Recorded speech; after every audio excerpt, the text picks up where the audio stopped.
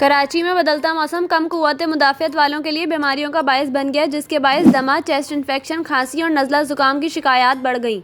बदलते मौसम की बीमारियों के बायस डॉक्टर रतफ़ा सिविल अस्पताल कराची की ओपीडी के बाहर रोज़ाना की बुनियाद पर लंबी लंबी कतारें लग रही हैं। माहिरीन सेहत के मुताबिक कराची में मौसम की ज़रा सी तब्दीली कुव्वत मुदाफ़ियत में कमी के हामिल अफराद के लिए बीमारियों का सबब बन रही हैं।